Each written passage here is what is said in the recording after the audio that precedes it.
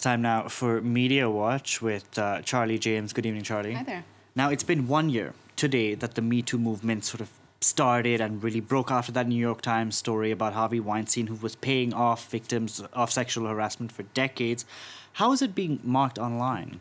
So it's not exactly a festive occasion, Really but not. it is an anniversary that is being marked and used to reflect on progress and milestones for the movement. So this is the article that started it all, published October 5th, 2017. And one of the authors of this investigation, Jodi Kantor, posted this picture today, a little bit of a behind the scenes. She said in the caption, "This was us exactly a year ago today, about to push the button on the Weinstein story, unsure of what would happen next."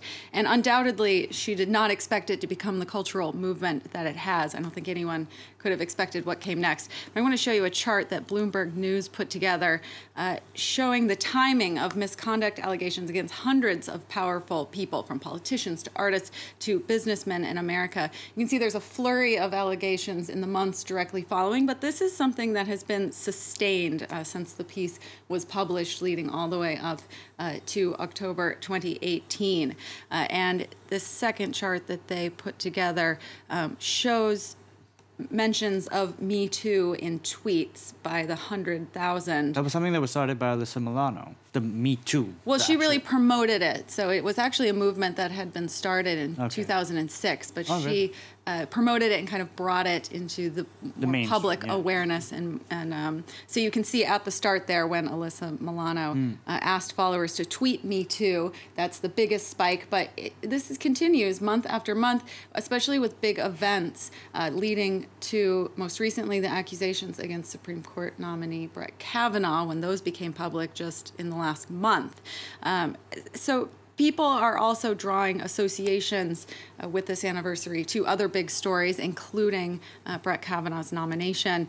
Journalist Ali Donaldson saying it's stunning that on this anniversary, the Senate will vote on Judge Kavanaugh. It really is surprising timing of with it's all a slap this. in the face of the Me Too movement, essentially. Well, and 51-49, they did vote to move this forward. I think it maybe just stung a little bit more for supporters of this movement because it is the anniversary. But also there were good things for the movement today. Sarah Lee Whitson from Human Rights Watch pointing out, saying on Twitter, Nobel Peace Prize goes to heroes fighting sexual abuse of women. It's a shout out to millions of Me Too survivors. Thank you, Nobel Prize. So still work to be done for people supporting this movement, but also notes that there hasn't been a lot of progress as far as laws in the United States. There hasn't been any major legislation to keep women from being harassed at work. We've had laws here in France. Next up, an 8-year-old girl in Sweden made a sort of discovery of a lifetime in a lake. What did she find? That's right. So this is a really fun story. 8-year-old girl in Sweden, her name is Saga, which is very fitting.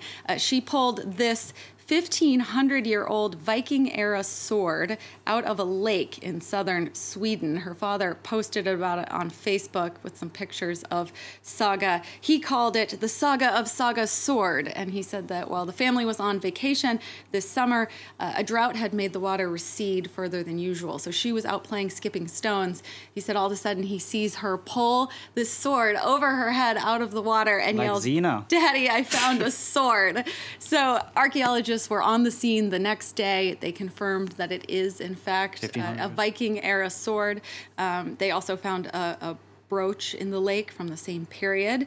And in an echo to the legends of the sword and the stone and the Lady of the Lake, Saga's discovery has locals nicknaming her Queen of Sweden. One journalist for the national TV station saying, finally an end to our post-election limbo. Tell the political parties someone else has been chosen by fate to form a government. And very quickly, we have a story, embarrassing story for the most powerful man in the world. In particular, he got toilet paper stuck on his shoe. That's right. So here's the video.